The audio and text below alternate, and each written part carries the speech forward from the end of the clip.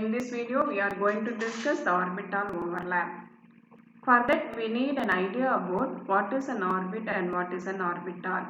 So you take this structure. This is the structure of the atom where you will have a positive charge nucleus at the center and the electrons are revolving around the nucleus in a definite path.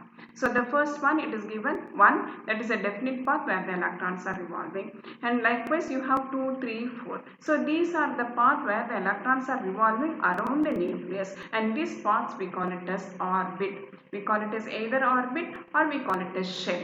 So either it can be called as orbit or shell. And this here you have totally 4 orbits. That is the first orbit where the electrons are revolving near the nucleus. That orbit we call it as K. The next orbit we have L. The next orbit we have M. And the next one we have N. So fourth orbit we have N. So these are the main path where the electrons are revolving around the nucleus. So these are the orbit. And each orbit will have orbitals, that is subshells. So orbit is otherwise called as shell, and each shell will have subshells, otherwise called as orbital. For example, you take K. K will have one orbital, that is S, and L will have 2 orbitals, S and P. M will have 3, that is S, P and D. N will have 4 orbitals, that is S, P, D and F. So each orbit will have orbitals. So that is, we call it as orbital, that is subshells. Subshells otherwise called as orbital. And orbital totally we have S, P and D, F. Here we are going to talk about only S and P. So when you take S orbital, this is S orbital which is spherical in shape. So it is spherical in shape and it is non-directional. It is not directed towards any one particular direction. So it is non-directional. And electrons will be present, electron density will be around all this part. All the places you will have electron density. So this is S orbital. Now you take P orbital. The T orbital is dumbbell shape. Dumbbell shape, and it is directional in nature. That is, it is directed towards in any one particular direction. For example, you take this one. Here the dumbbell shape is along x-axis. So it can be called as Px because the P orbital is dumbbell shape and this double shape is along x-axis. So it is called as Px. Now here the dumbbell shape is along y direction. So it is called as Py orbital. Here the dumbbell shape is along z direction. It is called as Pz. So we can say that P orbitals, we have 3 orientations. They are Px, Py and Pz. So along each direction, so if it is oriented along x direction, Px. If the dumbbell shape is along y direction, Py. If it is along z direction, it is called as Pz. Here the electron density will be in this area. It will be more in this area. And in this part, when 2 dumbbell shape meet, that point where there is no electron present, and this place we call it as node. So this is the node where the probability of finding the electron is 0. The probability of finding the electron is maximum only in this area, in this dumbbell shape. Similarly here, this is what we call it as node where you don't have any electron. And similarly this one is called as node. So node is the place where there is no electron. So probability of finding the electron is 0. But the electron will be present more here in this dumbbell shape only it will be present. So electron density will be high in this area. So this is about P orbital. So we need only S and P orbital for learning the orbital overlap. And when you learn atomic structure, we will be learning in detail about SPDF orbitals. Last video we have discussed the valence bond theory where the orbital overlap was given by Hitler and London. So there are 3 types of overlapping: positive overlapping, negative overlapping and zero overlapping. So first we'll talk about positive overlapping. When positive approaches positive, it comes under positive overlapping. That is, when you take an electron, the electron behaves like a wave. That is, it will move like this. It will move like this. So you have this position, we call it as crest, and these are called as trough. So the crest we have positive notation. and crest will have negative notation. These are positive, negative, they are not the charges, only the orbital notation. So when you have crest, we write it as positive, trough you have negative. See, this is for one electron you take. For another electron, you can draw like this. So you have, they also behave like a wave, and you have like this. So this is positive, this is negative, positive, and so these are our crest. Crest will have positive notation, trough will have negative notation. This positive, negative, they are nothing but an orbital notation, they are not the charges. So this is for another electron. So when the electron approaches, when the crest approaches the crest, then they will be in same phase, and this is the perfect phase for overlapping. So when the crest approaches crest, that means the positive approaches positive, then we have a positive overlapping, because there will be an constructive electron interference will be there. Similarly, when the trough approaches trough, then they will be in same phase. So that is the phase for perfect overlapping, and there will be a constructive interference of electron wave.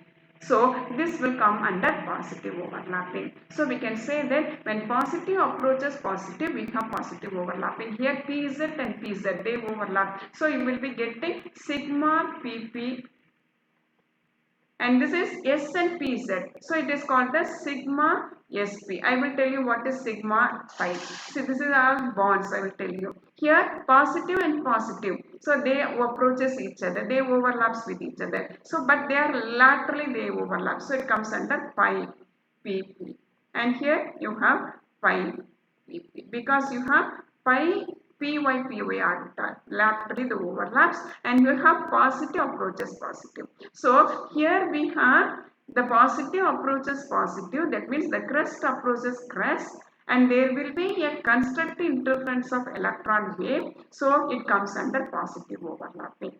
Now when you talk about negative overlapping, the positive approaches negative, that is the crest approaches trough.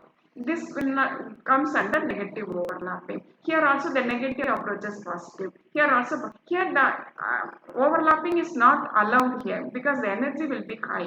And here you have a crest approaching the trough. There will be a destructive interference of electron wave. Therefore, here there is not much overlapping. So when you talk about zero overlapping, here this s orbital overlaps this place. So here this place we call it as node. And this is what we call it as node, where there is no electron present. So the probability of finding the electron is 0 in node. So when this place, when it is overlapped by s orbital, there will not be any overlapping. So it comes under zero overlapping. So zero overlapping is the not allowed overlapping. It is called as not allowed overlapping. Similarly here it is not overlapping. So this comes under not allowed overlapping or zero overlapping. Suppose you have like this. So you have a p orbital like this. Then if the overlapping takes place like this, it is also not allowed. So all these things comes under zero overlapping, which is not allowed. These overlapping, they are not allowed.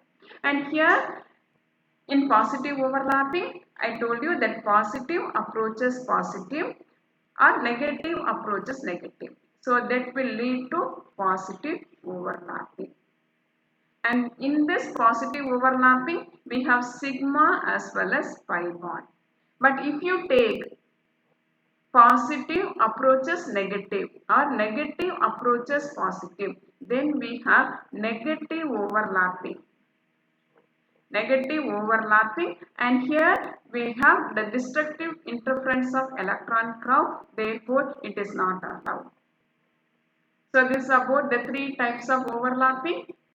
We'll see the types of overlapping and the nature of covalent bond. So in types of overlapping, we have two types of overlapping. One is the head-on overlapping, which result in the formation of sigma bond. Another one is sidewise or lateral overlapping, which result in the formation of a pi bond. So first you take the sigma bond. So sigma bond is formed by the overlapping of atomic orbitals along the internuclear axis. So internuclear axis is the axis which divides the electron density equally. So here when you take s orbital of hydrogen, this is the internuclear axis. Here also internuclear axis. So along the internuclear axis they will overlap and you will be getting a sigma bond. So here the 1s orbital of hydrogen has one electron and this 1s orbital of hydrogen has one electron. They will overlap head on along the internuclear axis and you will be getting a sigma bond. So this sigma bond is called as sigma SS. Sigma SS, and it is also called as axial overlapping, head-on overlapping, or it is also called as axial overlapping also. Axial overlapping. Now you take the next one, s orbital overlaps with the p orbital. So this is along the internuclear axis. It will take place. So here for example you take 1s orbital of hydrogen, 1 electron, and a fluorine in pz orbital you have only 1 electron. So this pz orbital overlaps with 1s orbital to form this sigma bond. So this sigma bond where you have sigma sp, and this pair of electron will be shared between this hydrogen and fluorine. Now this p orbital overlaps with the p orbital and this will undergo head-on overlapping. So they will undergo head-on overlapping or axial overlapping along the internuclear axis. They will overlap, and for example you take fluorine, one pz orbital has one electron and this fluorine pz orbital has one electron. So this pz orbital they overlaps and this is the region they overlap, and here the shared pair of electron will be present. So this shared pair of electron will be shared between these two fluorine, and the bond formed here is called as sigma pp. So you have three types of sigma bond. So sigma bond we can have three types. One is sigma SS. This will be present only in hydrogen. In no other molecule you can see sigma SS bond. Only in hydrogen you can see this SS overlapping. Then you have sigma sp and then sigma pp. So these are the three types of sigma bond. Then we will go to pi bond. So pi bond, this is the p orbital which is dumbbell shape, and this is the node we say, and this is the nodal plane. So this is the nodal plane. We have this node or the nodal plane where there is no electron. Probability of finding the electron is 0 at this point. So at this point you don't have an electron. So electron density will be present either in this area or in this area. It will be present. So these two p orbital they overlap laterally or sideways. That is perpendicular to the nodal plane. They are not parallel to the internuclear axis. So internuclear axis will be like here. It will be going like this. So it will be, which divides the electron density equally. It will be overlapping perpendicular to the nodal plane or perpendicular to the internuclear axis, and you will be getting two lobes. One will be above the nodal plane. So this is, you take it as a nodal plane, and one lobe of electrons will be above the nodal plane, the other will be below the nodal plane. So this is the formation of a pi bond. You are getting a pi bond. So pi bond where here you take for example the py and py orbital, they overlap sidewise or lateral. They will undergo lateral overlapping, and you will be getting a pi bond where you will have one lobe of electron above the plane, the other will be below the plane, and this is the nodal plane, and this nodal plane will be, it will be ZX plane, and is called as ZX planes because the p orbitals they are perpendicular to each other. So one p orbital like this, the other p orbital will be like this, the other one will be perpendicular to this.